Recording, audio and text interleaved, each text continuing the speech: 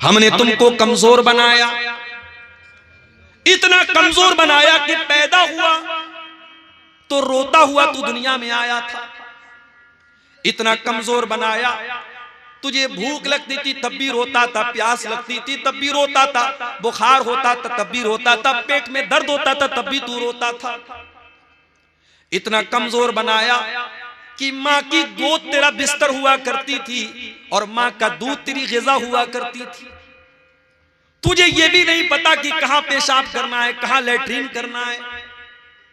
इतना कमजोर बनाया, तेरे हाथ को कोई जोर से पकड़ के खींच दे तो हाथ उखड़ जाए, तेरे पैर को कोई खींच दे तो पैर उखड़ जाए। इतना कमजोर बनाया। धीरे धीरे तू बड़ा होता चला गया, तू जमीन पर घुटनों के बल चलने लगा, फिर दीवार के सहारे चलने लगा, फिर माँ बाप की उंगली पकड़ करके चलने लगा।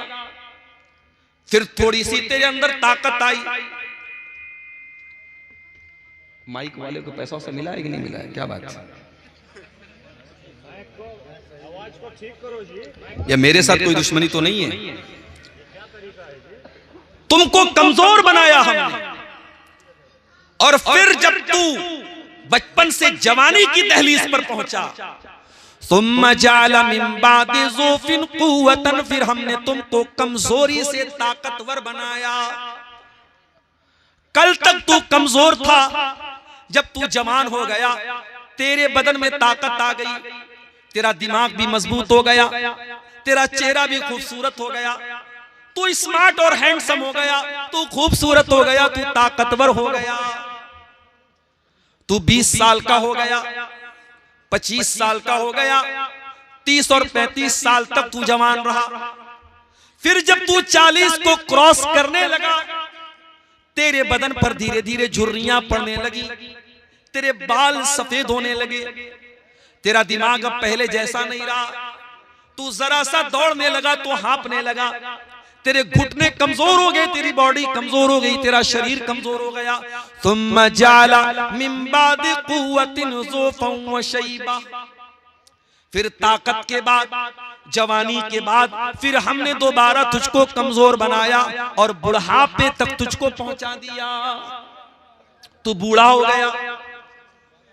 अल्लाह चाहता तो हमेशा तुझको जवान रखता, अल्लाह चाहता तो हमेशा तुझको बूढ़ा रखता, लेकिन अल्लाह ने पहले कमजोर बनाया, फिर ताकतवर बनाया, फिर कमजोर बनाया। ये अल्लाह की मसलहत थी, ये अल्लाह की हिकमत थी। यख़्लुक़ु मा यशा, अल्लाह जैसे चाहता है पैदा करता है। वहुवल अलीमुल क़दीर, अल्लाह हर चीज की जानकारी रखने वाला और हर चीज पे कुदरत रखने वाला है। तो इंसान की पूरी जिंदगी में अगर ताकत का कोई दौर है, अगर एनर्जी का कोई दौर है, तो वो दौर मेरे अजीजों, मेरे भाइयों, जवानी का दौर है। इसीलिए हमारी शरीयत बार बार अपनी नौजवानी को हमें संभालने की हुक्म देती है, नौजवानी में गलत काम करने से हमें मना करती है।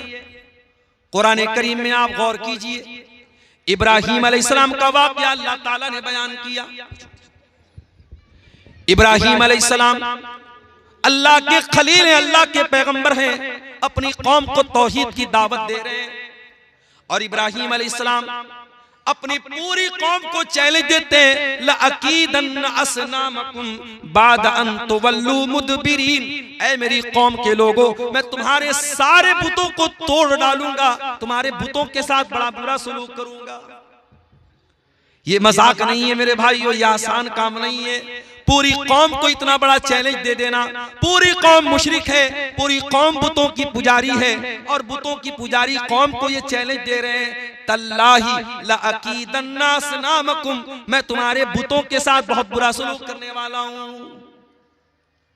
और एक दिन इब्राहीम अलैहिस्सलाम ने मौके को गनीमत जाना, और जब कौम के लोग अपने मेले ठेले में गए थे, इब्राहीम अलैहिस्सलाम जाते हैं और अपनी कौम के सबसे बड़े इबादत खाने में दाखिल होते हैं और उनके सारे बुतों को तोड़ देते हैं, सिवाय बड़े वाले बुत के, बड़े वाले बुत को छोड़ देते हैं। कौम के लोग जब मेले से वापस आते हैं, उन्होंने देखा हमारे माबूद के साथ ये हाल हो गया है। कालू मन फ़अल हाज़ा बिआलिहतिना इन्नहु लमिनज़्ज़ालिमीन। कहने लगे हमारे माबूदों के साथ ये सुलूक किसने किया है, जिसने भी किया है वो बहुत बड़ा जालिम है। कालू समिअना फतन यज़कुरुहुम युक़ालु लहू इब्राहीम। तो कौम के अंदर कुछ लोगों ने कहा एक नौजवान है जिसका नाम इब्राहीम है, उसी का ये काम है, उसी ने ये काम किया है।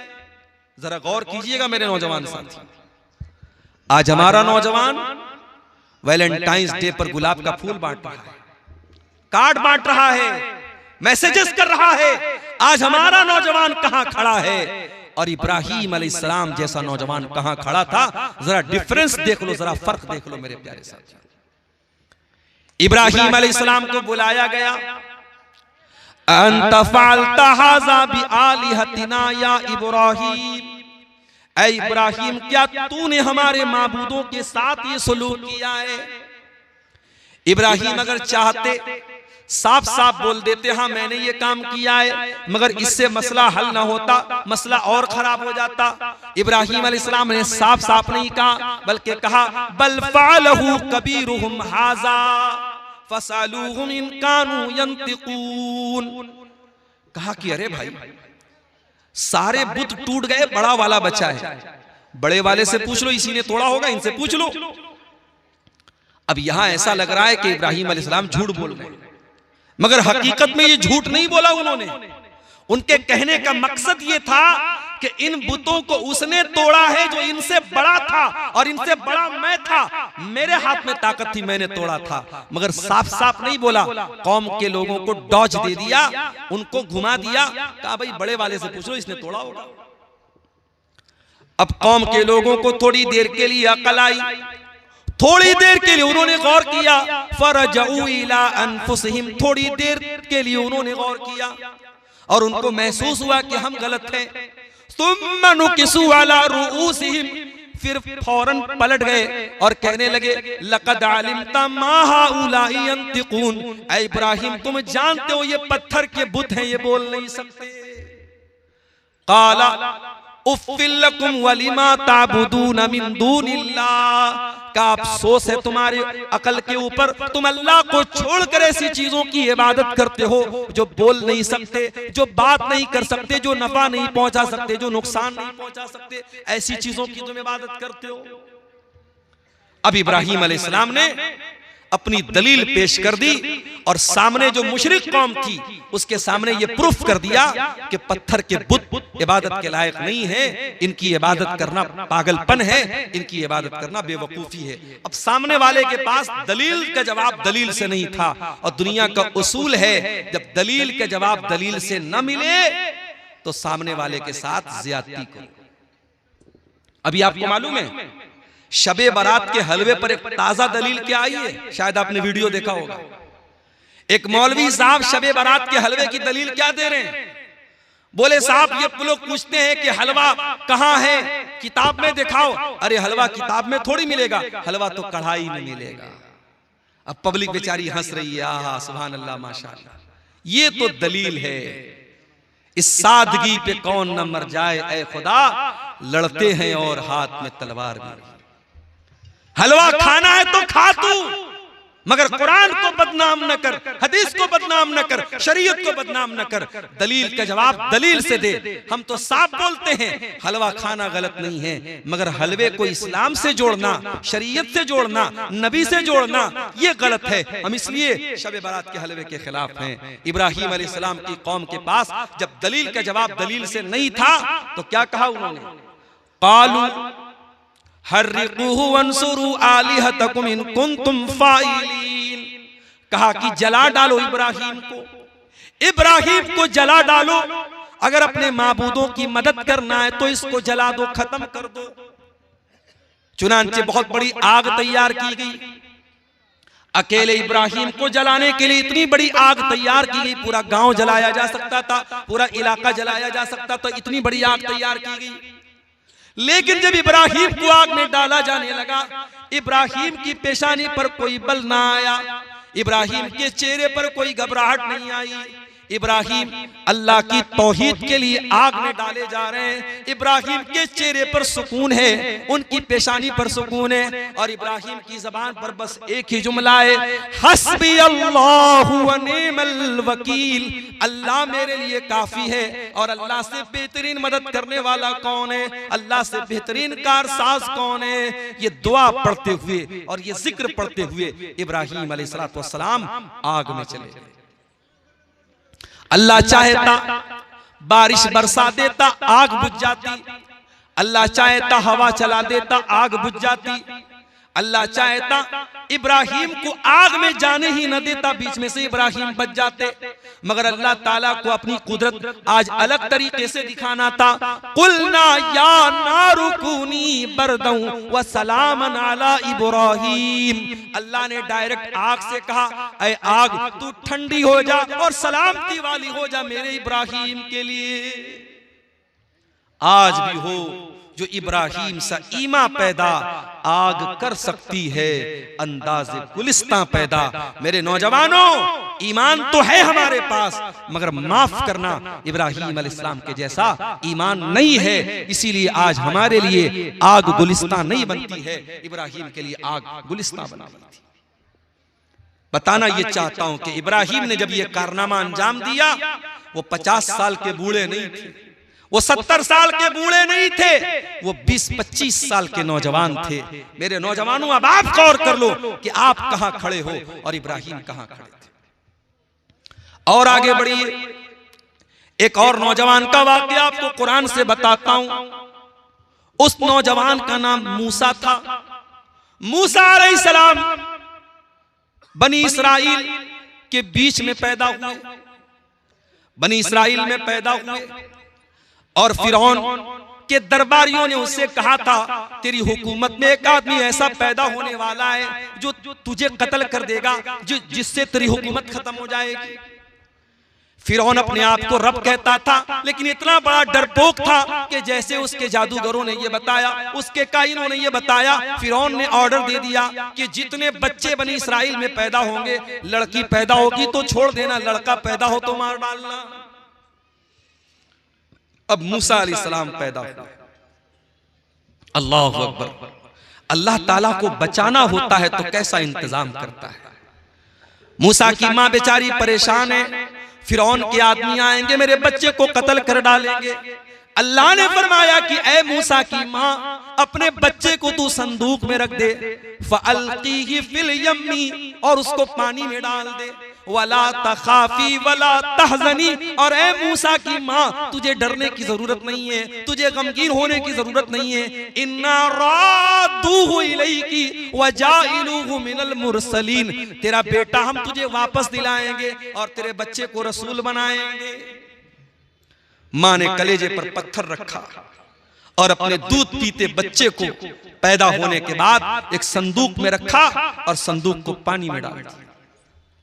संदूक पानी में जा रहा है। मूसा अलैहिस्सलाम अल्लाह के हुक्म से उस संदूक के अंदर पानी में तैर रहे हैं, और मूसा अलैहिस्सलाम की जो बहन है वो साइड साइड से जा रही है, वो देखना चाह रही है कि मेरे भाई के साथ क्या होता है। ओ बहनों वालों, ओ जिनके घरों में बहनें, अपनी बहनों का ख्याल किया करो। बहनें, बहन से ज्यादा प्यार करने वाली हस्ती माँ के बाद सबसे ज्यादा ख्याल करने वाली बड़ी बहनें होती हैं। या मूसा की बड़ी बहन उनका कितना ख्याल रख रही है। जिनकी बहनें जिंदा हैं, अल्लाह उनकी बहनों को सलामत रखे। बहन भाई का प्यार भी बड़ा आला प्यार होता है। बड़े जालिम है वो लोग। अभी एक इलाके में मेरी तकरीर थी, एक मौलाना साहब मेरे कान में आके कहने लगे, मौलाना जरा एक मौजू आपको देता हूँ, एक बात बताता हूँ, जरा तकरीर में बोलिएगा। मैंने कहा क्या बात है?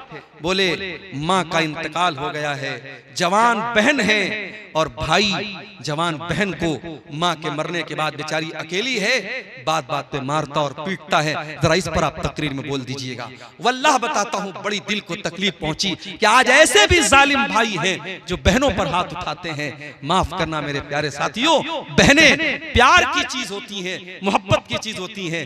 बहनों पर जुल्म और सितम करने वाले बड़े बुज़दिल और बड़े डरपोक और बड़े कायर किस्म के लोग होते हैं। मूसा अलैहिस्सलाम जा रहे हैं और उनकी बहन वो साइड साइड से देख रही है कि मेरा भाई कहां जा रहा है। जब ये संदूक पहुंचा है, कहां पहुंचा? फिरौन के महल के पास पहुंचा। और फिरौन की बीवी ने अपने बरामदे से देखा कि पानी में संदूक जा रहा है, तो अपनी किसी लौंडी से कहा कि जाओ जरा देखो संदूक में क्या है। संदूक को खोला गया, उसमें खूबसूरत सा बच्चा है मूसा अलैहिस्सलाम। फिरौन की बीवी ने बच्चे को गले लगाया। फिरौन की बीवी बेऔलाद थी। फिरौन इतना बड़ा आदमी था, अपने आप को रब कहता था, मगर अपनी बीवी को बच्चा नहीं दे पाया। अपने आप को रब कहता था और अपनी बीवी को बच्चा नहीं दे पाया। ऐसे ऐसे तो रब गुजरे दुनिया में, अपनी बीवी को बेटा औलाद नहीं दे पाया, बेऔलाद था फिरौन। तो उसकी बीवी ने अपने शौहर से कहा, ला तक़्तुलूहु असा अन यनफ़अना औ नत्तख़िज़हु वलदा। ऐ मेरे सरताज, ऐ मेरे शौहर, आपका ऑर्डर है कि जहां छोटे बच्चे पाए जाए उनको कत्ल कर दिया जाए। इस बच्चे को कत्ल न करना, इसको हम अपना बच्चा बना लेते हैं, ये आगे चल कर के हमारे काम आएगा। फिरौन बहुत बड़ा जालिम था, किसी की बात नहीं मानता था, मगर अपनी मोहतरमा की बात मान गया, अपनी बीवी की बात मान गया। पता ये चला कि बीवी के अंदर वो ताकत है जो फिरौन से भी अपनी बात मनवा सके। इसलिए बीवी वालों होशियार हो जाओ। अगर कोई इंसान फिरौन से भी बड़ा जालिम होगा तो वही इंसान अपनी बीवी को ढंग से नहीं रख पाएगा, वरना फिरौन जैसे जालिम को भी पता है कि बीवी से पंगा लेना मुनासिब, बोलो भाई, नहीं है। और बड़ा मशहूर लतीफा है कि एक साहब ने, उनकी बीवी बहुत परेशान करती थी उनको, शक करती थी उनके ऊपर। जब कहीं बाहर जाते फोन करके पूछने लगती, कहाँ हैं आप, कहाँ हैं आप। तो एक मर्तबा बीवी मायके चली गई। अब मायके जाकर के बार बार फोन कर रही है, कहाँ हैं आप। तो शौहर कह रहे हैं कि मैं घर पर हूं। तो कह रही है कि कैसे मैं मान लूं कि आप घर पे हैं। एक काम कीजिए, आप किचन में जाइए और जो मिक्सर है, मिक्सर को आप चालू करके दिखाइए, तब मैं मानूंगी, वीडियो कॉल पे आप दिखाइए। तो शौहर ने जो है मिक्सर की आवाज सुना दी उसको फोन के ऊपर, तो वो मुतमईन हो गई कि चलो ठीक है, इसका मतलब कि शौहर घर पे। दूसरे दिन फिर फोन किया, कहाँ हैं आप, कहा घर पे हूं, का मिक्सर चला के सुनाइए। फिर उन्होंने मिक्सर को चला के सुना दिया। तीसरे दिन बीवी अचानक सरप्राइज देने के लिए घर आई। घर आई तो शौहर गायब था और छोटा बच्चा वहीं घर में खेल रहा था। बोला तेरे अब्बू कहाँ गए, बोले 3 दिन से मिक्सर लेके गायब है। तो बीवियों को कंट्रोल करना इतना आसान काम नहीं है। जब फिरौन जैसे जालिम की नहीं चली तो हमारी और आपकी क्या चलेगी। उसको भी बात माननी पड़ी, कहा ठीक है, अगर तू कहती है तो चल मैं इस बच्चे को पाल लेता हूं। और बाद में वही बच्चा मूसा अलैहिस्सलाम बनता है। लंबा वाकया है, मैं उस वाकये की तरफ नहीं जाता हूं। मूसा अलैहिस्सलाम जवान हुए और अल्लाह ताला ने उनको जिस्मानी एतबार से भी ताकतवर बनाया था। मूसा अलैहिस्सलाम ने देखा कि उनकी कौम का एक इंसान और फिरौन की कौम का एक इंसान दोनों आपस में लड़ रहे थे। तो मूसा अलैहिस्सलाम ने अपनी कौम के आदमी को बचाने के लिए और उसका सपोर्ट करने के लिए किब्ती को एक मुक्का मारा, और ऐसा मुक्का मारा कि मूसा अलैहिस्सलाम के मुक्के से वो इंसान मर गया। मूसा अलैहिस्सलाम के मुक्के में इतनी ताकत थी कि सामने वाला मर गया। गुटखा खाने वाले के मुक्के में इतनी ताकत नहीं होगी। माफ, जो गुटखा खाएगा, जो खैनी खाएगा, जो तंबाकू इस्तेमाल करेगा, जो चरस गांजा और नशा करेगा, बड़े अफसोस की बात है, वो इंसान किसी काबिल नहीं बचेगा। आज क्यों ये हकीमों और डॉक्टरों के पास क्यों लाइन लगी रहती है, क्यों मर्दों के अंदर कमजोरियां पैदा हो रही हैं, और क्यों इंसान शादी के बाद किसी को मुंह दिखाने के काबिल नहीं रहता है। ये वजह और हालात क्यों हैं, जब आप असबाब पर गौर करेंगे, ये नशा की बहुत बड़ी वजह है हमारी नौजवान नस्ल के बर्बाद होने की। अल्लाह हमारे तमाम नौजवानों की हिफाजत फरमाए। मेरे भाइयों, मूसा अलैहिस्सलाम ने ऐसा मुक्का मारा, सामने वाला मर गया।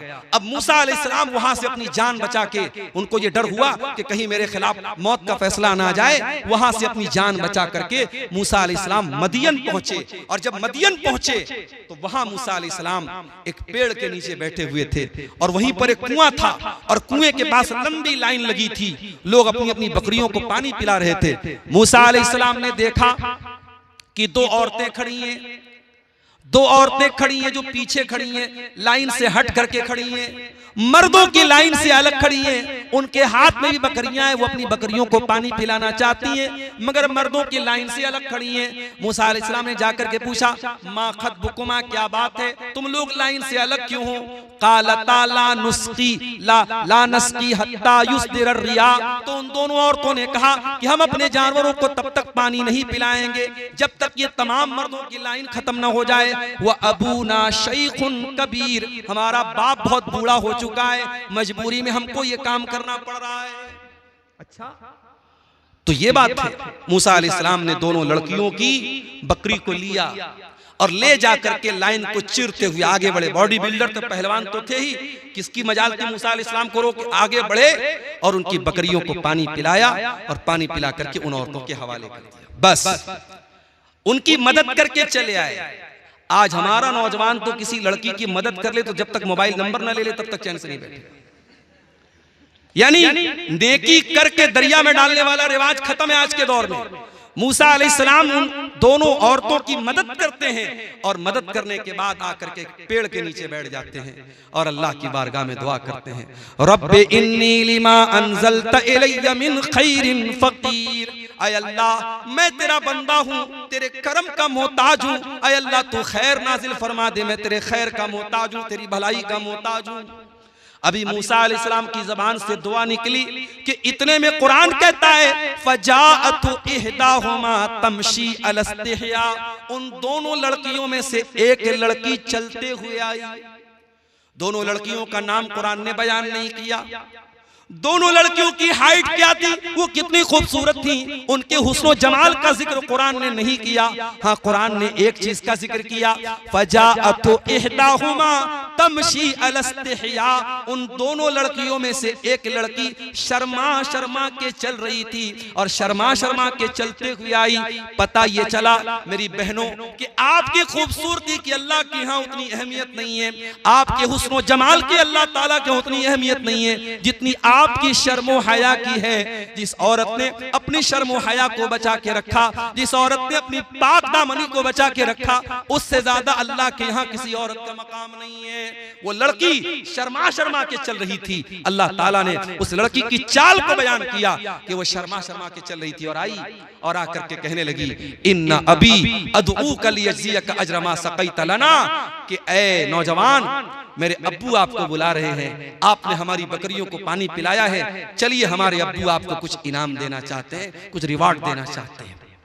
अब मूसा अलैहिस्सलाम आगे आगे चल रहे हैं, पीछे पीछे लड़की चल रही। चाहते तो लड़की आगे रहती, मूसा अलैहिस्सलाम पीछे रहते, मगर एक मर्द की इफ्फत का तकाजा ये है कि अगर औरत साथ में है तो मर्द आगे चले, औरत पीछे चले।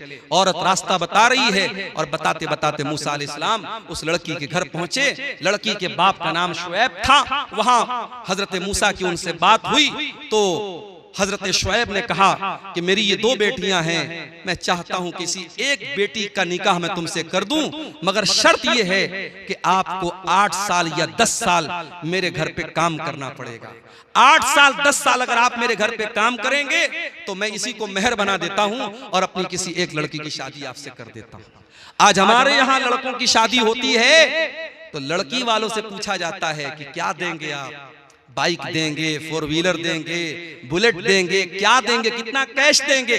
यहाँ पैगंबर को, मूसा अलैहिस्सलाम जैसे नबी को शादी करने के लिए 10 साल काम करना पड़ा।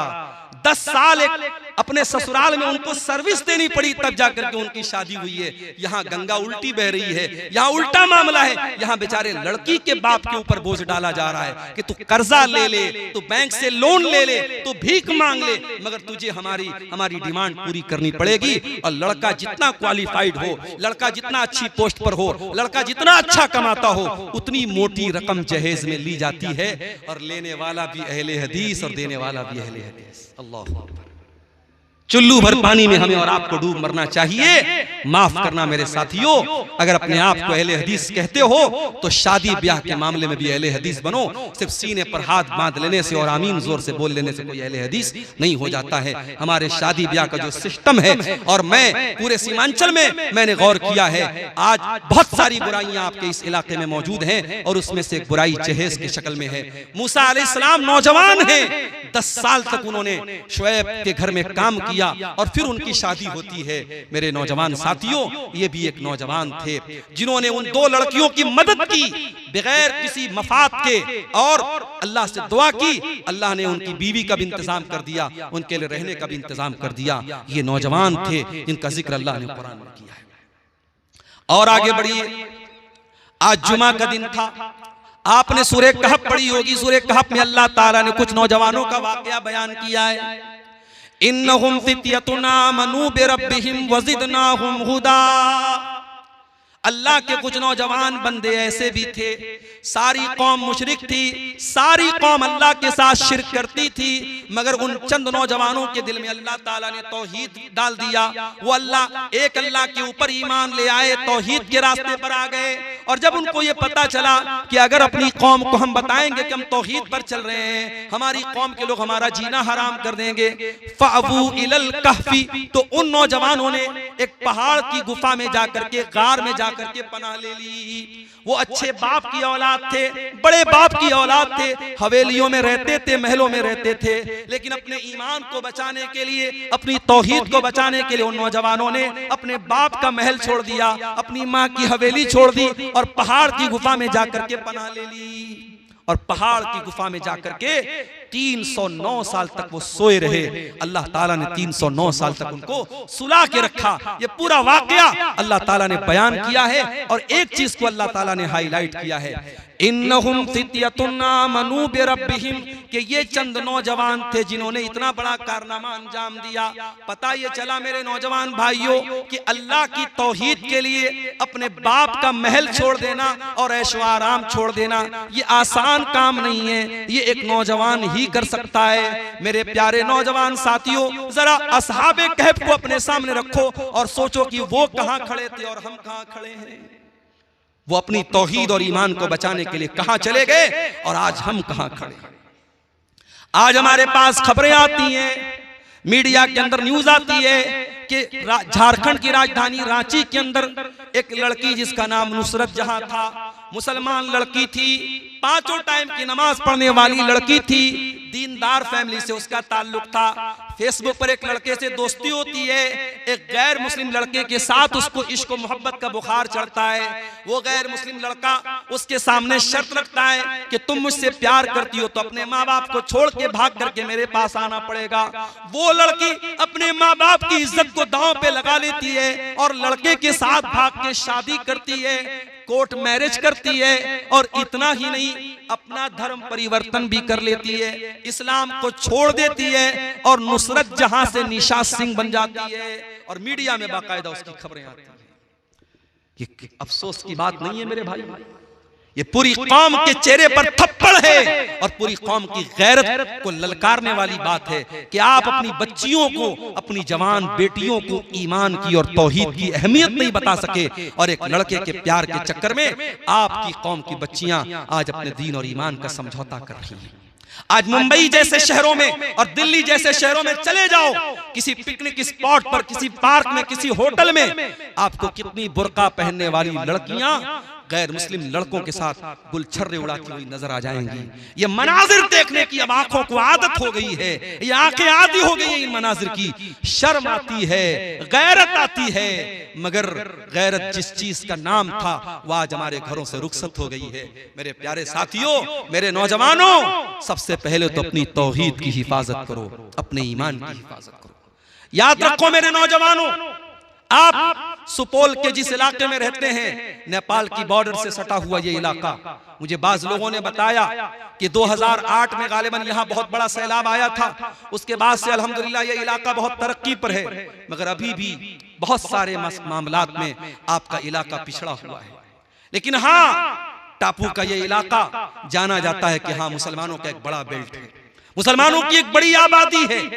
आपके घर कमजोर होंगे, आपका लाइफ स्टाइल कमजोर होगा, आपके घर में गुर्बत होगी, मैं मानता हूं, लेकिन अगर ईमान बचा के लेके चले गए, तौहीद बचा के लेके चले गए, तो याद रखिए मेरे प्यारे साथियों, हम उन करोड़पतियों से बेहतर हैं जिनके पास ईमान की दौलत नहीं। अल्लाह ताला कल कयामत के दिन पूछेगा, मेरे बंदे तू क्या लेकर के आया है?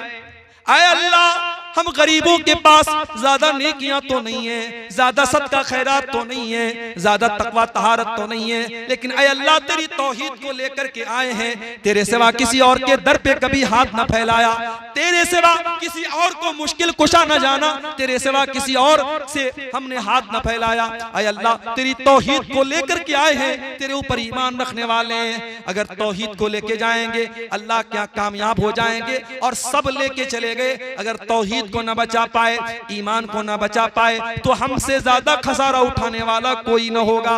इन्नल्लज़ीना कफरू व मातू व हुम कुफ्फारुन फलन युक़बल मिन अहदिहिम मिल्उल अर्ज़ि ज़हबा।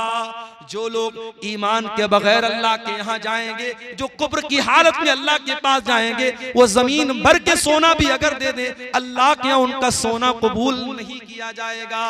जमीन भर के सोना भी अगर कोई दे दे ईमान का मुकाबला नहीं कर सकता है। इस ईमान की हिफाजत करो मेरे प्यारे साथी।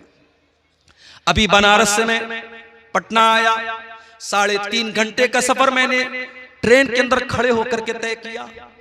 लाखों लोगों की भीड़ आज बिहार से उत्तर प्रदेश जा रही है। कुंभ का मेला चल रहा है हमारे गैर मुस्लिम भाइयों का। वहां उनका ये अकीदा है, उनकी ये आस्था है कि गंगा में डुबकी लगा लेने से उनके पाप माफ हो जाएंगे। मर्द भी जा रहे हैं, औरतें भी जा रही हैं, ट्रेनें खचाखच भरी हुई हैं। वहां मेले की जो वीडियो आ रही है, वहां जो मंजर देखा जा रहा है, बहुत सारे वहां ऐसे भी लोग हैं जो सर से पैर तक नंगे हैं, मादरजाद नंगे हैं, शर्मगाह नजर आ रही है। उनको कोई हया नहीं, उनको कोई शर्म नहीं। उनको ये बता दिया गया कि ये भी भक्ति की एक शक्ल है, ये भी ऊपर वाले को खुश करने की एक शक्ल है। मेरे प्यारे साथियों, ये मंजर देख करके क्या आपके दिल में ये एहसास पैदा नहीं होता, अल्हम्दुलिल्लाह अला नेमतिल इस्लाम, ऐ अल्लाह तेरा शुक्र है कि तूने हमको मुसलमान बनाया।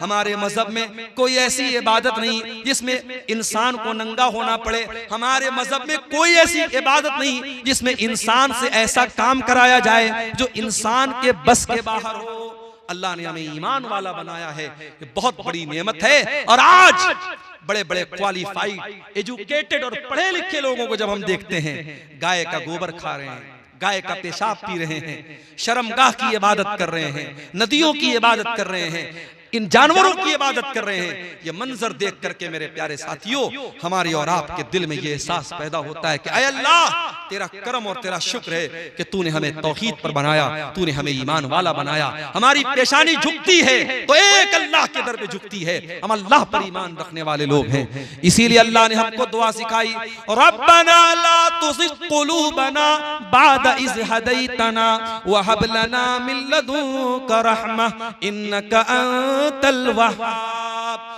ऐ परवरदिगार, जब तूने हमको ईमान की दौलत दे दी है, जब हिदायत की दौलत दे दी है, ऐ अल्लाह अब हमारे दिलों के अंदर कोई टेढ़ापन न पैदा होने पाए, कोई कजी न पैदा होने पाए। अब दोबारा ईमान से हमको हटने न देना, ईमान पर हमको कायम रखना। ये दुआ अल्लाह ताला ने हमको सिखाई है, ये दुआ हमको पढ़ते रहना चाहिए। मेरे अजीजों, अपनी तौहीद की हिफाजत करो।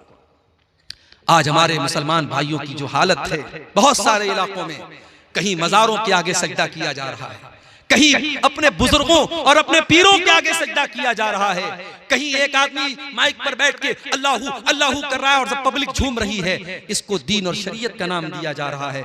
मौलाना अल्ताफ हुसैन हाली ने 100 साल पहले कहा था, करे गैर गर्बुत की पूजा तो काफिर, कवाकिब में माने करिश्मा तो काफिर, झुके आग पर बहरे सजदा तो काफिर, जो ठहराए बेटा खुदा का तो काफिर, मगर मोमिनों पर कुशादा है राहे, परस्तिश करे शौक से जिसकी चाहे, नबी को जो चाहे खुदा कर दिखाए, इमामों का रुतबा नबी से बढ़ाए, मज़ारों पे जा जा के नजरें चढ़ाए, शहीदों से जा जा के मांगे दुआएं। न तौहीद में कुछ फर्क इससे आवे, न इस्लाम बिगड़े न ईमान जावे। मुसलमान ये समझता है उसकी तौहीद पक्की है, वो कुछ भी कर दे उसकी तौहीद पर कोई फर्क नहीं पड़ता। मेरे अजीजों, मेरे नौजवानों, इस ईमान की हिफाजत करो। अपनी बहनों से खास तौर से कहना चाहता हूं, और सुपौल के इस इलाके में मैंने कई बनात के मदरसे देखे, बड़े अच्छे अच्छे इदारे आपके इलाके में चल रहे हैं और हजारों की तादाद में बच्चियां यहां पढ़ रही हैं। अपनी बहनों से एक बात कहना चाहूंगा, जो इन इदारों में पढ़ती हैं और आलिमा बन के निकलती हैं, बड़े अदब के साथ एक बात कहना चाहूंगा कि ऐ बनात के इदारों में पढ़ने वाली बच्चियों, जब दुनिया तुमको आलिमा कहती है तो ये आलिमा का टाइटल, इसकी लाज रखना, इसकी लाज रखना। जो लड़की आलिमा बन के समाज में आती है उस पर सबकी नजरें होती हैं। अगर आलिमा लड़की बेहयाई करती है, आलिमा लड़की गलत काम करती है, तो सिर्फ एक लड़की बदनाम नहीं होती है, ये मदरसे बदनाम होते हैं, ये इल्म बदनाम होता है। इसलिए अपने इल्म की लाज रखना। आज नहीं, उसको ऑफ कर दीजिए, फोन आता रहे। फोन करने वालों को थोड़ी पता है कि हम लोग इस होते हैं, हम लोग इंसान। रात को 2-2 बजे लोग फोन करते हैं। एक मर्तबा सुबह बिल्कुल फजर के टाइम फोन आया, मौलाना साहब अकीका का जानवर दता होना चाहिए या नहीं। मैंने कहा भाई सो जा अल्लाह के बंदे। बोला मैं बकरा लेने आया हूं, मार्केट में खड़ा हूं। तो भाई एक दिन पहले तू पूछ लेता। तो इसीलिए अब नंबर किसी को देते हुए डर लगता है। कब इंसान फोन कर, देखिए रात में कितना टाइम हो रहा है, 12:30 हो रहा है, फोन कर रहे हैं हजरत। तो ये हालात है मेरे प्यारे साथियों। अपनी बहनों से कहना चाहता हूं कि समाज में आज बहुत सारी लड़कियां हैं जिनको बाकायदा टारगेट किया जा रहा है, उनकी तौहीद खतरे में है। आप अगर आलिमा बन के समाज में आती हैं, आपका काम सिर्फ इतना नहीं है कि कह दिया जाए कि फलां इदारे से ये पढ़ी है। अगर आप आलिमा हैं तो आपको तौहीद और ईमान की दावत भी देना है, आपको ईमान बचाना है। और आगे बढ़िए। हमारे नौजवानों में एक प्रॉब्लम और भी है, एक बहुत बड़ा बिगाड़ हमारे नौजवानों में और भी है। हमारे नौजवानों को पता ही नहीं उनकी जिंदगी का मकसद क्या है। अगर मकसद सिर्फ खाना कमाना है, अगर मकसद सुपौल के रहने वाले का ये कि मैं दुबई जाके काम करूं और लाख रुपया महीना कमा के लाऊं, अगर मकसद ये कि मैं रूस में जाके काम करूं और लाखों रुपया मेरे घर में आए, अगर मकसद सिर्फ जॉब करना है, अगर मकसद सिर्फ पैसा कमाना है, माफ करना मेरे नौजवानों, आपने अपनी जिंदगी का मकसद नहीं समझा। क्या मकसद हमारी जिंदगी का है? अल्लाह फरमाता है वमा खलक़तुल जिन्न वल इंसा इल्ला लियअबुदून। मेरे बंदो, तुम पैदा किए गए हो अल्लाह को राजी करने के लिए। तुम इसलिए दुनिया में तुमको पैदा किया गया है कि तुम अल्लाह को राजी करो। इसीलिए मुसलमान का नारा क्या होता है? इन्ना सलाती व नुसुकी व महयाया व ममाती लिल्लाहि रब्बिल आलमीन। मेरी नमाज अल्लाह के लिए, मेरी कुर्बानी अल्लाह के लिए, मेरा जीना अल्लाह के लिए, मेरा मरना अल्लाह के लिए, मेरी जिंदगी का मकसद तेरे दीन की सरफराजी। मैं इसीलिए मुसलमान, मैं इसीलिए नमाजी। मेरे नौजवानों, अपनी जिंदगी के मकसद को पहचानो। दुनिया का उसूल है, ये मेरे हाथ में घड़ी लगी है, जब तक ये टाइम बता रही है मैं हाथ में पहने हूं। जिस दिन इसमें बैटरी खत्म हो जाए तो जब तक ये दोबारा चलने न लगे मैं अपनी कलाई में इसको नहीं पहनूंगा। अगर पहनूंगा तो लोग कहेंगे मौलाना घड़ी लगाए और घड़ी चल नहीं रही है। घड़ी का काम है चलना। ऐ मुसलमान, तेरी जिंदगी का मकसद अल्लाह को राजी करना है। खाना, कमाना, इंजॉय करना ये सेकेंडरी चीज है। प्राइमरी चीज ये है कि तू अल्लाह को राजी कर ले। मेरे नौजवान साथियों, अपनी जिंदगी के मकसद को पहचानो, अल्लाह को राजी करो। और आगे बढ़िए। हमारे नौजवानों में एक बहुत बड़ा बिगाड़ हम ये भी देख रहे हैं कि वो धीरे धीरे दुनिया परस्त होते चले जा रहे हैं। उनकी जिंदगी का मकसद सिर्फ दुनिया कमाना है और आखिरत की उनको कोई चिंता नहीं है। आज जुमा का दिन था, आप मस्जिद में गए होंगे, इमाम साहब ने जुमा की नमाज पढ़ाई होगी। पहली रकात में इमाम साहब ने सूरह आला पढ़ी होगी। सूरह आला के अंदर आपने कुरान की आयत भी सुनी होगी, बल तुज़िरूनल हयातद दुनिया वल आखिरतु खैरुन व अबका। मेरे बंदो, तुम दुनिया की जिंदगी को प्रीफर करते हो, तुम दुनिया की जिंदगी को प्राथमिकता देते हो, तुम दुनिया की जिंदगी को सब कुछ समझते हो। वल आखिरतु खैरुन व अबका, जबकि आखिरत की जिंदगी ज्यादा बेहतर और ज्यादा बाकी रहने वाली है। अगर आपका मकसद दुनिया में अच्छा मकान बनाना है, अरे जन्नत के महलों के सामने इस मकान की क्या हैसियत है। अगर आपका मकसद दुनिया में खूबसूरत बनना है, अरे जन्नत की खूबसूरती के मुकाबले में दुनिया की खूबसूरती क्या चीज है। अगर आपका मकसद दुनिया में किसी औरत को हासिल करना है, अरे जन्नत की हूरों के सामने दुनिया की औरतों की क्या हैसियत है। मेरा रब कुरान में कहता है व उज़लिफ़तिल जन्नतु लिल मुत्तक़ीन, हमने जन्नत को करीब कर दिया अपने मुत्तकी बंदों के लिए। अल्लाह कुरान में कहता है फला तालमु नफ्सुम मा उख्फिय लहुम मिन कुर्रति आयुन, मेरे बंदो हमने जन्नत में क्या क्या तुम्हारे लिए तैयार करके रखा है, तुम्हें शऊर और एहसास भी नहीं है। आखिरत की तैयारी करो मेरे प्यारे साथियों। हमारे नौजवानों की एक प्रॉब्लम और भी है, बेहयाई दिन ब दिन बढ़ रही है। कल तक जो चीजें ऐब मानी जाती थी, आज वो धीरे धीरे आम होती चली जा रही है। कल पूरे गांव में अगर किसी के बारे में हम ये सुनते थे फला लड़के का फला लड़की के साथ अफेयर हो गया, तो बहुत बड़ी बात मानी जाती थी, बहुत बड़ा ऐब माना जाता था, लोग ताना मारते थे, बुरा भला कहते थे। आज मोबाइल का दौर आ गया, आज हालात ये हो गए कि आज कौन सा लड़का इससे महफूज है और कौन सी लड़की इससे महफूज है, ये सोचना पड़ता है। बुराई इस कदर आम हो गई मेरे प्यारे भाइयों कि आज मोबाइल के जरिए बड़ी तेजी से पूरे समाज को बेहया बनाया जा रहा है। अल्लाह के प्यारे नबी फरमाते हैं अल हयाउ वल ईमान कुरना जमिया, हया और ईमान दोनों का चोली दामन का साथ है। हया और ईमान हमेशा साथ साथ रहते हैं। अगर हया निकल जाएगी तो ईमान निकल जाएगा, ईमान निकल जाएगा तो हया निकल जाएगी। अभी YouTube पर एक कॉमेडियन ने इतनी गंदी बात बोली है कि आज जो लोग बेहयाई का काम करते वो भी कह रहे यार ये बहुत गंदी बात है। कॉमेडी के नाम पे इतनी गंदी और फहश बातें आज नौजवानों के सामने पेश की जा रही है। अल्लाह की पनाह है। चाहे आप फेसबुक देख लें, चाहे आप इंस्टाग्राम देख लें, हर जगह गंदगी को भर दिया गया है। और बहुत सारे हमारे नौजवान लड़के इस तरीके की रील्स को, इस तरीके के वीडियोस को अपनी फेसबुक के ऊपर शेयर करते हैं, इंस्टाग्राम पर अपने दोस्तों को शेयर करते हैं। कान खोल करके सुन लो, अगर बेहयाई की किसी बात को आपने शेयर किया है तो कयामत के दिन उसका अंजाम भुगतने के लिए तैयार रहना।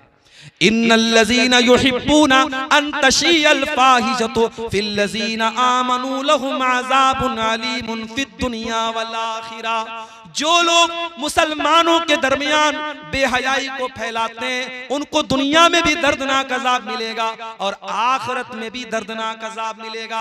अगर आपने बेहयाई को फैलाया, बेहयाई को नश्र किया, बेहयाई को प्रमोट किया तो आखिरत में तो सजा मिलेगी मिलेगी, दुनिया में भी उसका अंजाम बहुत बुरा होने वाला है। इसलिए मेरे नौजवानों अपने आप को शर्म हया वाला बनाओ।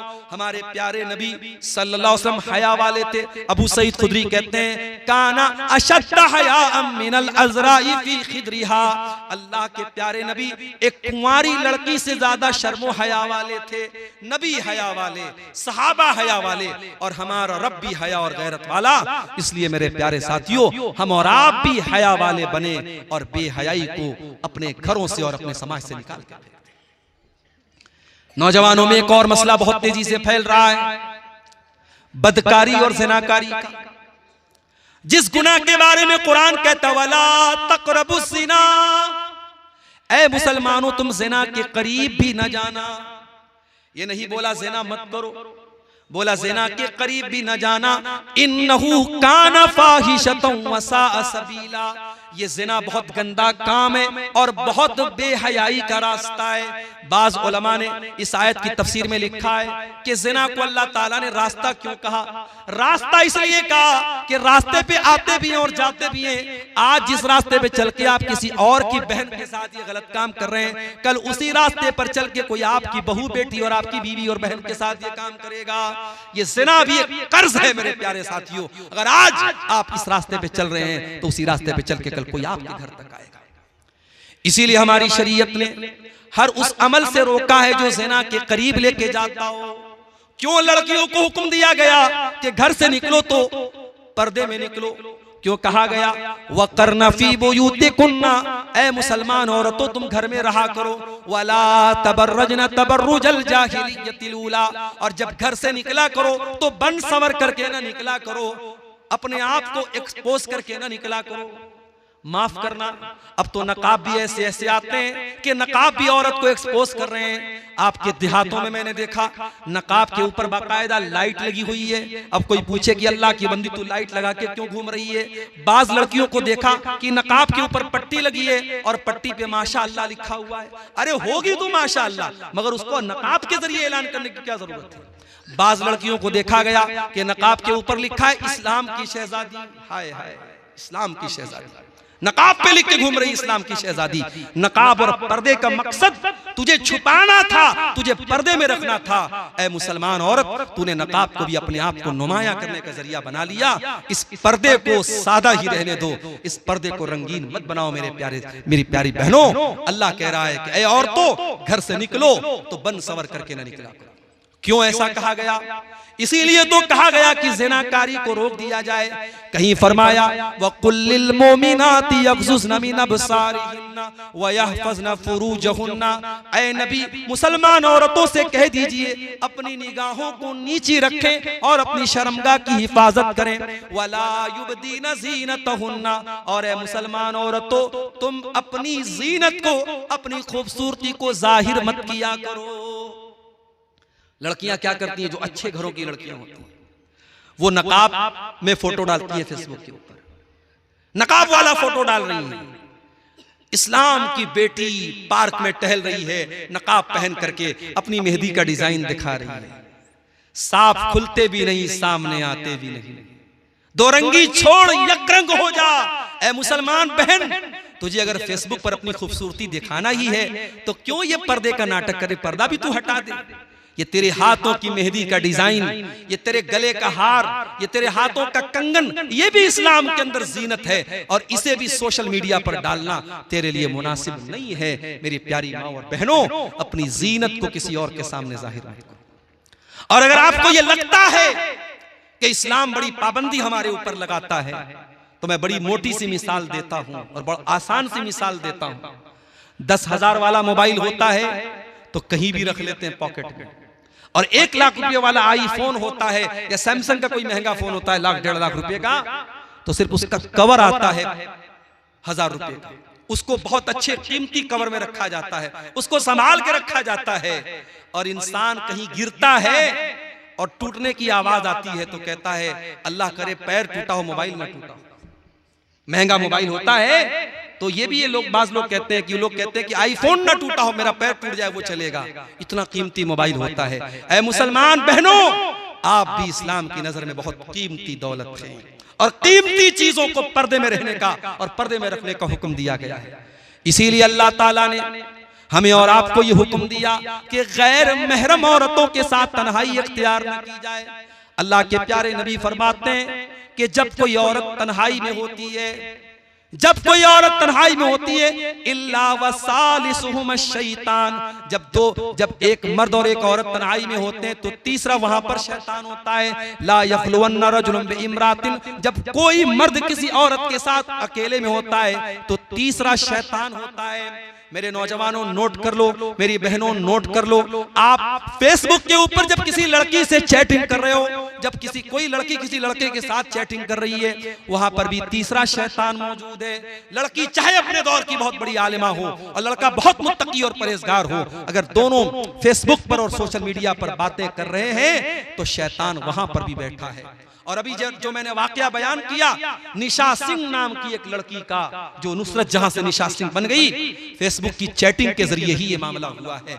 आज सोशल मीडिया पर होने वाली बातचीत जिनाकारी के अड्डे तक पहुंचा देती है। इसीलिए मेरे नौजवान साथियों, मैं आपसे बड़े अदब से कहता हूं, अपनी बहनों से खास तौर से कहता हूं कि ये मोबाइल एक खंजर है आपके हाथ में, एक दोधारी खंजर है। इस मोबाइल के जरिए आप उलमा के बयान भी सुन सकती हैं, इस मोबाइल के जरिए कुरान की तिलावत भी कर सकती हैं, इस मोबाइल के जरिए आप अच्छी किताबों का मुताला भी कर सकते हैं, और इस मोबाइल के जरिए बेहयाई और गंदगी के काम भी किए जा सकते हैं। अब आपके ऊपर मैटर करता है और डिपेंड करता है कि आप इस मोबाइल का कैसे इस्तेमाल करते हैं। आज हमारे बहुत सारे नौजवान जिनाकारी और बदकारी के इस दलदल में डूबे हुए।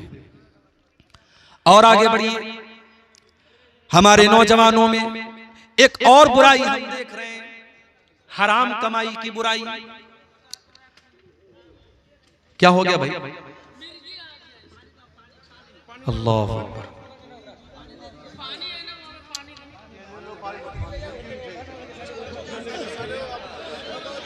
चलिए कोई बात नहीं, हो जाएंगे, ठीक हो जाएंगे इंशाल्लाह। आप लोग बैठिए, बैठिए सुकून से बैठिए।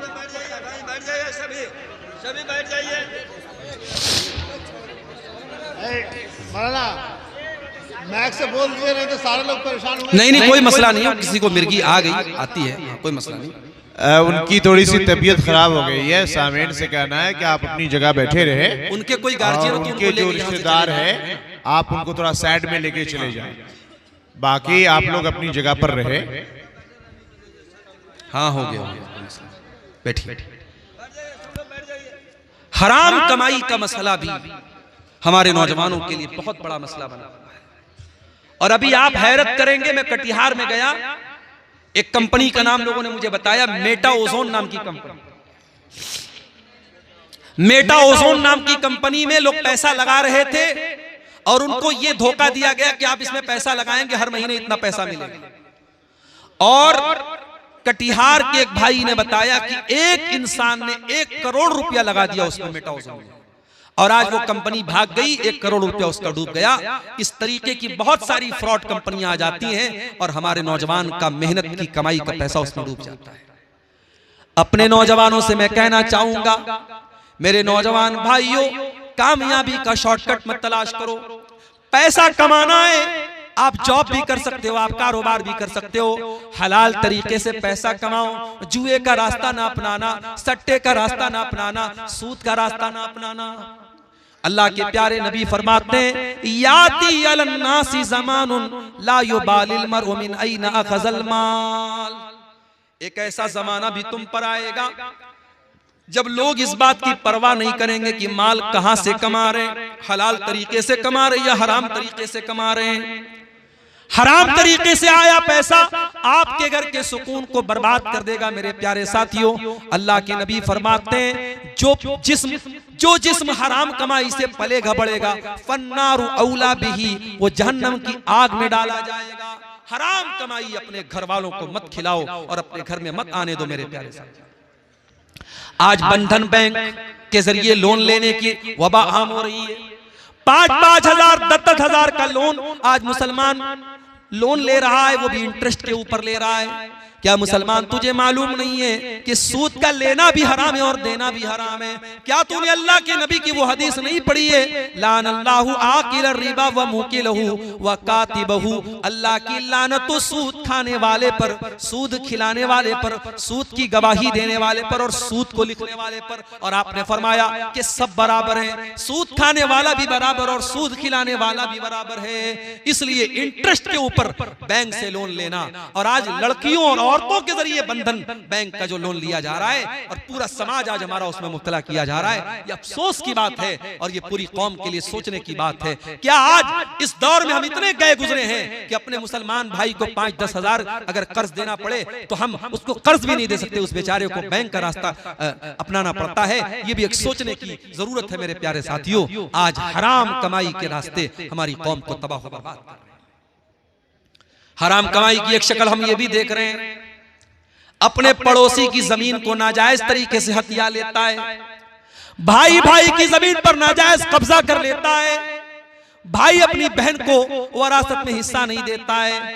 याद रखो मेरे प्यारे साथियों, आज अगर हमने किसी का हक मारा है, आज किसी की जमीन पर नाजायज कब्जा किया है, आज किसी की प्रॉपर्टी पर हमने कब्जा किया है, याद रखो जिस दिन मरेंगे, जिस दिन सांसों की डोर थमेगी, जिस दिन दिल की धड़कन बंद हो जाएगी, ये सारा माल हम घर छोड़ के जाएंगे और कब्रिस्तान में अकेले जाएंगे, कब्रिस्तान में कब्र में अकेले दफन किए जाएंगे। न ये पैसा हमारे साथ जाएगा, न ये जमीन हमारे साथ जाएगी, न ये जायदाद हमारे साथ जाएगी, सब ठाट पड़ा रह जाएगा जब लाद चलेगा बंजारा। ये सब कुछ छोड़ के हमें जाना है। किसके लिए हराम कमा रहे हो, किसके लिए जमीनें हथिया रहे हो, किसके लिए लोगों के ऊपर जुल्म सितम कर रहे हो? याद रखो मेरे प्यारे साथियों, अल्लाह के प्यारे नबी फरमाते हैं, मन अखज़ शिब्रम मिनल अर्ज़ जुल्मा, जो एक बित्ता जमीन, जो एक बालिश्त जमीन किसी की नाजायज कब्जा कर लेगा, तुफ़िक़हु मिन सब'i अर्दीन यौमल क़ियामा, क़यामत के दिन 7 जमीनों का तौक उसकी गर्दन में डाला जाएगा। एक बित्ता, एक बालिश्त अगर आपने किसी की जमीन हड़पी है तो गर्दन में पूरी 7 जमीनों का तौक डाला जाएगा। जमीन नहीं ले रहे हैं नाजायज कब्जा करने वाले, जहन्नम का टुकड़ा ले रहे हैं। अल्लाह के प्यारे नबी फरमाते हैं, मेरे पास 2 लोग आते हैं, जमीन का मसला लेके आते हैं, और हो सकता है मैं इंसान हूं, मुझसे गलत फैसला हो जाए, और जिसकी जमीन नहीं है मैं फैसला उसके हक में दे देता हूं। अल्लाह के रसूल फरमाते, अगर ऐसा हो जाए जिसकी जमीन नहीं है, अगर उसके हक में मैंने फैसला कर दिया तो कान खोल करके सुन लो, फ़इन्नमा अक़तअु लहू क़ितअतम मिनन नार, मैं उसको जमीन का टुकड़ा नहीं दे रहा हूं, मैं जहन्नम की आग का टुकड़ा दे रहा हूं, जहन्नम की आग का टुकड़ा दे रहा हूं। इसलिए मेरे प्यारे साथियों, ये जमीन और जायदाद के मसले में किसी के ऊपर जुल्म न करना, किसी की जमीन पर नाजायज कब्जा न करना। ये जमीनें, ये जायदाद, ये पैसा सब यहीं रह जाएगा। ऐसी जिंदगी गुजार के जाओ कि अल्लाह को मुंह दिखा सको, ऐसी जिंदगी गुजार के जाओ कि कब्र का अजाब हमें न सहना पड़े, ऐसी जिंदगी गुजार के जाओ कि अल्लाह के हम कामयाब हो सके। मेरे प्यारे साथियों, हराम कमाई इंसान की दुनिया भी बर्बाद करती है और आखिरत भी बर्बाद करती है। और आगे बढ़िए, हमारे नौजवानों में एक और बुराई बहुत ज्यादा आम हो रही है, और वो बुराई मैं जिक्र कर चुका हूं, नशे की बुराई है। पहले तो शराब का नशा होता था, अब तो चरस और गांजा का नशा भी नौजवानों में आम हो रहा है। कितने नौजवान जेल की सलाखों के पीछे जा चुके हैं इसी नशाखोरी की वजह से।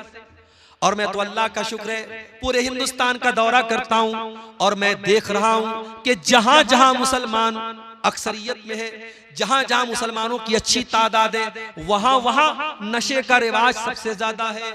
मुंबई में एक जगह है मालूनी, बहुत बड़ा, समझिए कि वो जो है झुग्गी वाला एरिया है, गरीबों का एरिया है। मालूनी के इलाके में मैं गया, वहां पे मेरा प्रोग्राम था। जो नौजवान मुझे रिसीव करने आया था उसने बताया कि मौलाना, ये एशिया की सबसे बड़ी बस्तियों में से एक बस्ती है, झुग्गी पट्टियां यहां पर मौजूद है और बड़ी तादाद में मुसलमानों की आबादी है। और कहा अफसोस की बात यह है कि दुनिया का कोई नशा ऐसा नहीं है जो यहां न मिल जाए आपको। छोटे छोटे बच्चे जो स्कूलों में पढ़ते हैं, क्लास 8 क्लास 9 के स्टूडेंट हैं, लड़के और लड़कियां, उनके बीच में ड्रग्स के जो पाउडर होते हैं, कोकीन होती है, हीरोइन होती है और चरस और गांजा होता है, उन बच्चों में भी उसकी आदत डाली जा रही है। और वहां एक पाउडर लोगों ने बताया जिसका नाम MD है।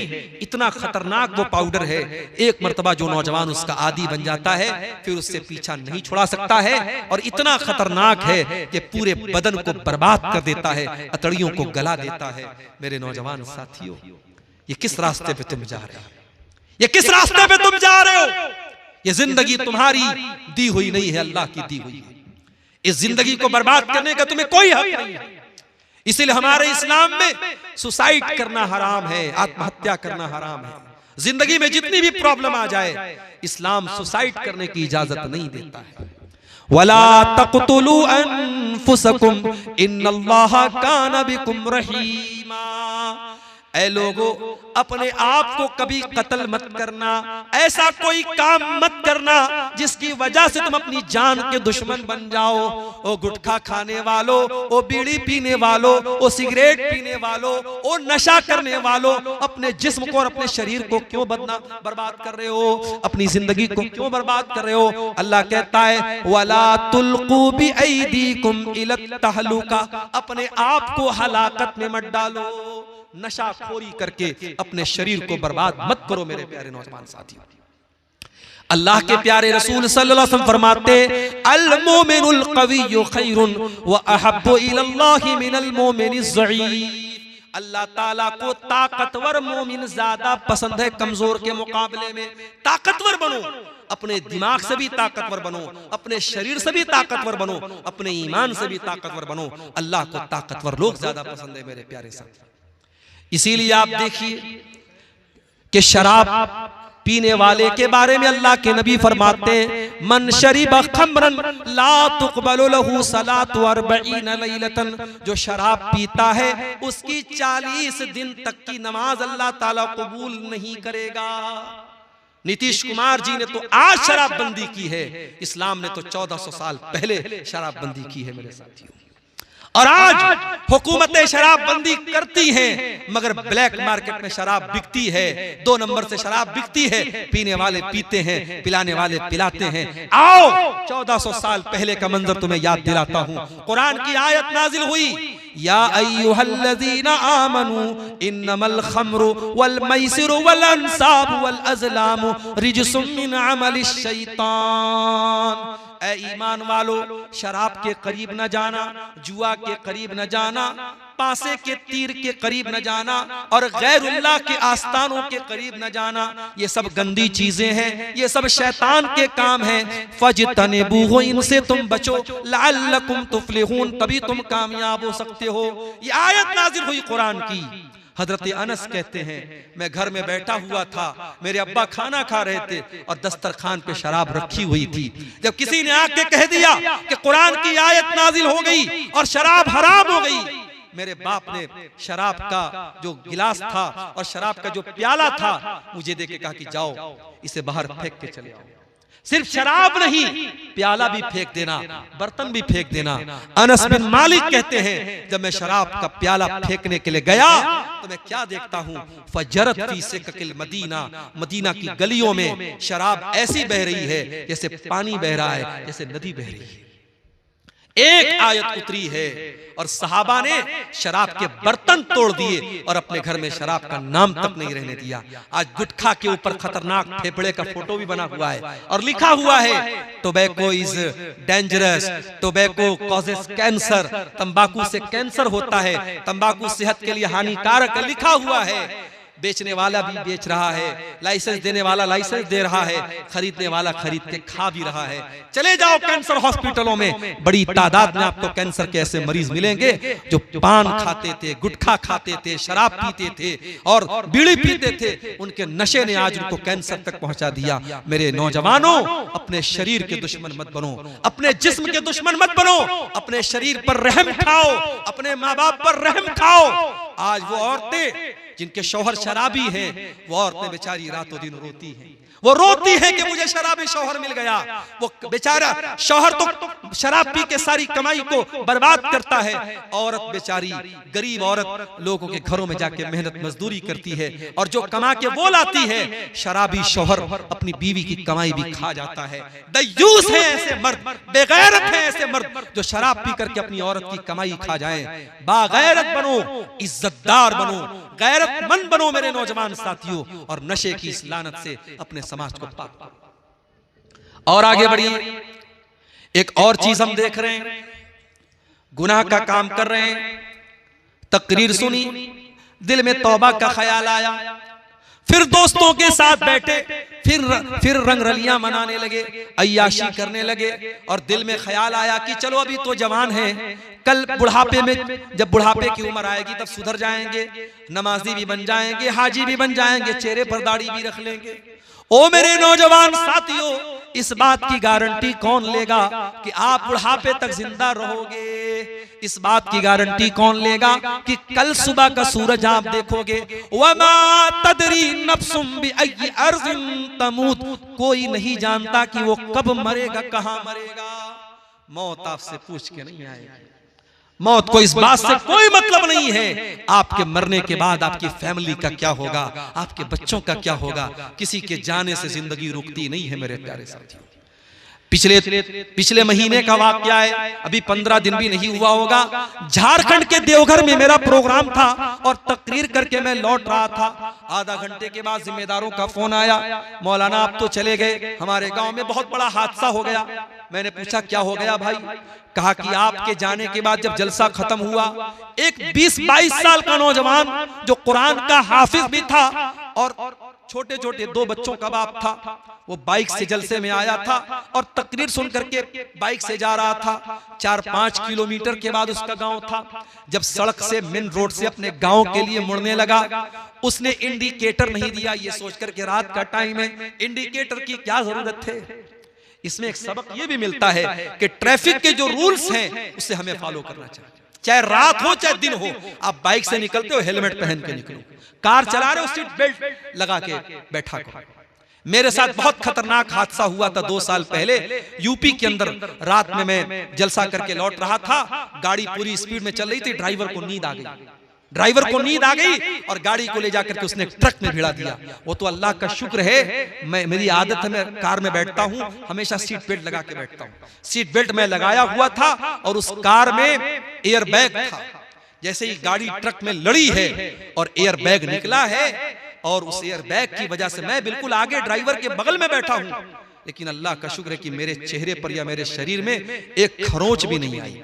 मेरे पीछे एक साहब गए थे, उनका सर गाड़ी के ऊपर टकराया, वो बेहोश हो गए। ड्राइवर का पैर बुरी तरीके से जख्मी हो गया और गाड़ी की जो हालत थी, मैंने फोटो डाला था फेसबुक के ऊपर। जिन लोगों ने गाड़ी को देखा वो तो उनको तो यकीन ही नहीं आ रहा था कि गाड़ी में कोई बचा होगा, लेकिन एयर बैग की वजह से अल्लाह ताला ने मुझे बचाया और उसको एक जरिया बनाया अल्लाह ताला ने। वहीं से ये सबक मुझे मिला कि हमेशा जो गाड़ी के अंदर जो सेफ्टी की चीजें हैं हमें हमेशा उनका ख्याल करना चाहिए। उस नौजवान ने गाड़ी को मोड़ा है गांव की तरफ, इंडिकेटर नहीं जलाया और पीछे से स्पीड से पिकअप आ रही थी, पिकअप ने ठोका है उसकी गाड़ी को और ऑन द स्पॉट वो लड़का इंतकाल कर जाता है। जलसे से लौट रहा था, बीवी ने सोचा नहीं था मेरा शौहर जिंदा नहीं लौटेगा, बच्चों ने सोचा नहीं था 1 घंटे के बाद हम यतीम हो जाएंगे, माँ बाप ने सोचा नहीं था हमारा जवान बेटा हमसे रुखसत हो जाएगा। जिस घर में अभी खुशी का माहौल था कुछ देर पहले अभी गम का माहौल हो गया और जवान बेटे की लाश घर में आती है। मेरे प्यारे नौजवान साथियों, जिंदगी में कब कौन सा हादसा हमारी जिंदगी की के तार को तोड़ दे हम नहीं जानते। इससे पहले कि मौत आ जाए तौबा कर लो मेरे प्यारे साथियों। कल पर तौबा को मत टालो, कल की सुबह का इंतजार मत करो, अपनी जिंदगी के हर दिन को आखिरी दिन समझो और जितना जल्दी पॉसिबल है तौबा कर लो। और याद रखो हम कितने बड़े गुनहगार हैं, हम कितने बड़े खताकार हैं। अल्लाह ताला के यहाँ इससे फर्क नहीं पड़ता, अगर हम सच्ची तौबा कर लेंगे अल्लाह हमें अभी माफ कर देगा। अल्लाह कुरान में कहता है इन्नमत तौबतु अलल्लाहि लिल्लज़ीना यअमलूना अस्सूअ बिजहाला। अल्लाह ताला अपने उन बंदों की तौबा कबूल करता है जो नादानी में आकर के गुनाह कर लेते हैं, सुम्मा यतूबून मिन करीब, और फिर वो जल्दी से तौबा कर लेते हैं, फउलाइका यतूबुल्लाहु अलैहिम, ऐसे लोगों की तौबा को अल्लाह कबूल कर लेता है। वकानल्लाहु अलीमन हकीमा, अल्लाह ताला सब जानने वाला हिकमत वाला है। वलैसतित तौबतु लिल्लज़ीना यअमलूना अस्सय्यिआत, अल्लाह ऐसे लोगों की तौबा कबूल नहीं करेगा जो गुनाह पर गुनाह करते चले जाते हैं। हत्ता इज़ा हज़र अहदहुमुल मौतु क़ाला इन्नी तुब्तुल आन, जब मौत का टाइम आता है तब इंसान कहता है कि ऐ अल्लाह मैं तौबा कर रहा हूं, लेकिन अब मौत को सामने देख करके तौबा करने से कोई फायदा नहीं है। इसलिए तौबा करो मेरे नौजवानों, इंतजार मत करो, ये जिंदगी दोबारा नहीं मिलेगी। जब आप अल्लाह को प्यारे हो जाएंगे, जब हमारी और आपकी मौत हो जाएगी, अल्लाह कुरान में कहता है हत्ता इज़ा जाअ अहदहुमुल मौतु क़ाला रब्बिरजिऊन, जब मौत आती है बंदा कहता है आए अल्लाह एक मौका तो दुनिया में और दे दे, एक मौका और दे दे, लअल्ली आमलु सालिहा, आए अल्लाह मैं वादा करता हूं मैं नेक अमल करूंगा, मैं तुझे राजी करने वाला अमल करूंगा, मैं कोई गलत काम नहीं करूंगा। कल्ला इन्नहा कलिमतुन हुवा क़ाइलुहा, अल्लाह फरमाता है मेरे बंदे तेरा ये अरमान कभी पूरा नहीं होगा, मरने के बाद अब दोबारा तुझे दुनिया में नहीं भेजा जाएगा। वमिन वराइहिम बरज़खुन इला यौम युबअतून, अब कयामत तक तुझे बरज़ख की जिंदगी गुजारना है, अब कब्र में रहना है और वहां अपने अमल के एतबार से तुझे जिंदगी गुजारना है। इसलिए मेरे नौजवान साथियों तौबा कर लो, तौबा में देर मत करो, तौबा में देर मत करो। यूसुफ अलैहिस्सलाम के भाइयों ने जब अपने भाई को कत्ल करने का प्लान बनाया तो क्या कहा, उक़्तुलू यूसुफा अवी तुरहूहु अर्दन यख्लु लकुम वजहु अबीकुम व तकूनू मिन बादिही कौमन सालिहीन। कहा कि अपने भाई को कत्ल कर देते हैं, यूसुफ को कत्ल कर देते हैं या उसको कहीं छोड़ के चले आते हैं और बाद में हम नेक बन जाएंगे, दीनदार बन जाएंगे, बाद में तौबा कर लेंगे। बाद में तौबा करने का ख्याल शैतान डालता है। अभी तौबा करो, फौरन तौबा करो। अगर तौबा करने का ख्याल दिल में आता है तो देर मत करो मेरे प्यारे साथियों। वो आंखें जो अल्लाह के खौफ से रोने लगे, जिन आंखों से अल्लाह के खौफ से आंसू बहने लगे, वो आंखें बड़ी खुश नसीब हैं। अल्लाह के प्यारे नबी फरमाते हैं कि जिस आग से अल्लाह के खौफ से, जिस आंख से अल्लाह के खौफ से आंसू बहता है, वो आंख जहन्नम की आग में नहीं जलेगी, वो आंख जहन्नम की आग में नहीं जलेगी। और आगे बढ़िए मेरे साथियों, एक दो बातें बयान करके और बात खत्म करता हूं। आज हमारे नौजवानों के साथ एक प्रॉब्लम और भी है, और वो प्रॉब्लम क्या है? उलमा से हम दूर हो चुके हैं। हम उलमा से दूर हो चुके हैं। कुरान में अल्लाह कहता है कि हम किसी बस्ती को कब हलाक करते हैं, हम किसी बस्ती को कब हलाक करते हैं?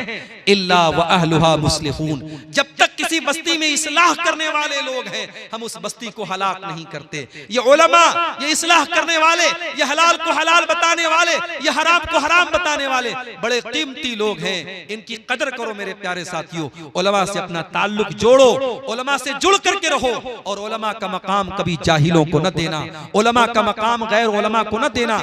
अल्लाह कुरान में कहता है कि इन्नमा यख्शल्लाह मिन इबादिहिल उलमा, मेरे बंदों में मुझसे वही डरते हैं जो उलमा होते हैं, जो हकीकत में इल्म वाले होते हैं। और अल्लाह के प्यारे नबी फरमाते हैं कि कयामत के पहले एक ऐसा दौर आएगा जब दुनिया से अल्लाह ताला इल्म को उठा लेगा, और जब इल्म को उठा लेगा तो जाहिलों को लोग अपना सरदार बना लेंगे और उनसे फतवे पूछेंगे। मेरे भाइयों, अब तकरीर हमारे आखिरी मोड़ पर है, और ये एक पर्ची हमारे पास आई है, इसमें 3 सवालात लिखे हैं। नवाकिज़े इस्लाम कितने हैं? देखिए, नवाकिज़े इस्लाम कई चीजें। अगर आप अल्लाह के साथ शिर्क करते हैं तो ये चीज भी इस्लाम को तोड़ने वाली, इस्लाम को खत्म करने वाली। अगर कोई इंसान कुफ्र करता है, कोई ऐसा काम करता है जो ईमान का अपोजिट है, ईमान का उल्टा है, तो वो चीज भी इंसान को इस्लाम से खारिज कर देती है। तो उलमा ने बाकायदा इस टॉपिक पर किताबें लिखी हैं, आप उन किताबों का मुताला कर लें। कई चीजें हैं, मुख्तसर में आप ये समझिए कि जिस चीज से ईमान और इस्लाम मिट जाता है, खत्म हो जाता है, और कुरान और हदीस में उनको जिक्र किया गया है, वो चीजें नवाकिज़े इस्लाम है। दूसरा सवाल है वाजिबातुस सलात कितने हैं और अरकानुस सलात कितने हैं? ये भी मौजू तफसील चाहता है। नमाज के अंदर वो तमाम चीजें जिनके बारे में कुरान और हदीस में कहा गया कि इनके बगैर नमाज नहीं होती, वो नमाज के अंदर वाजिब है, और उसमें से बात चीजें ऐसी हैं जो नमाज का रुक्न है। जैसे सूरह फातिहा पढ़ना, ये नमाज का रुक्न है। अगर आप खड़े होकर के नमाज पढ़ सकते हैं तो खड़ा होना ये भी नमाज का रुक्न है। नमाज में रुकू करना ये नमाज का रुक्न है। नमाज में सजदा करना ये नमाज में रुक्न है। नमाज में आखिरी तशहुद में बैठना ये नमाज का रुक्न है। अस्सलाम वालेकुम कह करके नमाज खत्म करना ये नमाज का रुक्न है। अल्लाहु अकबर कह करके नमाज को शुरू करना ये नमाज का रुक्न है। तो नमाज में बहुत सारी चीजें ऐसी हैं जो रुक्न की हैसियत रखती है, कंपलसरी है, जरूरी है, और कुछ चीजें ऐसी हैं जो नमाज में सुन्नत है, मुस्तहब है। उनको अगर हम नहीं करेंगे नमाज तो हो जाएगी, मगर वो नमाज मुकम्मल नमाज नहीं होगी, सुन्नत के खिलाफ नमाज होगी। इसलिए बेहतर ये है, अफजल ये है कि हम प्यारे रसूल के तरीके पर नमाज पढ़ें। सल्लू कमा रअयतुमूनी उसल्ली, अल्लाह के प्यारे नबी ने फरमाया नमाज वैसे पढ़ो जैसे मुझे पढ़ते हुए देखते हो। नबी की नमाज का तरीका आज हदीस की किताबों में मौजूद है। आप उलमा से पूछ लें, कोई अच्छी किताब का मुताला कर लें, और नमाज का पूरा तरीका सीख करके उस तरीके पर आप नमाज पढ़ें। फिर आपको ये सवाल पूछने की जरूरत नहीं पड़ेगी अरकानुस सलात क्या है, वाजिबातुस सलात क्या है। बस नबी की जो नमाज का तरीका है उस तरीके को हम फॉलो कर लें। तो मेरे नौजवान साथियों, आपके ताल्लुक से ये चंद बातें मैंने रखी है। अब आखिरी बात, और मैं चाहूंगा कि इस बात के बयान करने के बाद हमारे वो भाई जिन्होंने अब तक कुलियतुल फारूक में इस प्रोग्राम में आए हैं और उन्होंने ताउन नहीं किया है, इंशाअल्लाह अगर वो मुझसे मोहब्बत करते हैं और कुरान और हदीस से मोहब्बत करते हैं, वो यहाँ आएंगे और इस इदारे का ताउन करके इंशाअल्लाह जाएंगे। आखिरी बात बयान करके बात खत्म कर रहा हूं। मैंने बीमारी तो बता दी, इलाज क्या है? नौजवानों के अंदर ये बुराई, ये बुराई, ये बुराई मैंने बता दिया। इलाज क्या है? आइए मुख्तसर में इलाज समझ लीजिए। पहला इलाज ये है कि अगर हम इन बुराइयों पर कंट्रोल पाना चाहते हैं, हम अपना ईमान मजबूत करें, अल्लाह से लौ लगाएं, अल्लाह से ताल्लुक जोड़ें। जब अल्लाह की मदद हमारे साथ होगी, जमाने की तमाम बुराइयां हमारे करीब नहीं आएंगी। जब तक अल्लाह हमसे राजी नहीं होगा, हम बुराई से नहीं बच सकते। इसलिए हम अल्लाह को राजी करने की कोशिश करें। बुरी संगत से बचें। नौजवान लड़कों से भी कहता हूं, नौजवान बहनों से भी कहता हूं कि किन लड़कियों के साथ तुम उठती बैठती हो, किन लड़कों के साथ उठते बैठते हो, इस बात का ख्याल करो। दड़ी मुंडों के साथ उठोगे बैठोगे, नशाखोरों के साथ उठोगे बैठोगे, हरामखोरों के साथ उठोगे बैठोगे, उनका अखलाक तुम्हारे अंदर पैदा हो जाएगा। मेरी बहनों, बेहया लड़कियों से तुम्हारी दोस्ती होगी, फाहिशा लड़कियों से तुम्हारी दोस्ती होगी, उनका अखलाक और कैरेक्टर तुम्हारे अंदर भी पैदा होगा। संगत अच्छी बनाओ, कूनू मास सादिकीन, अच्छे लोगों के साथ रहो।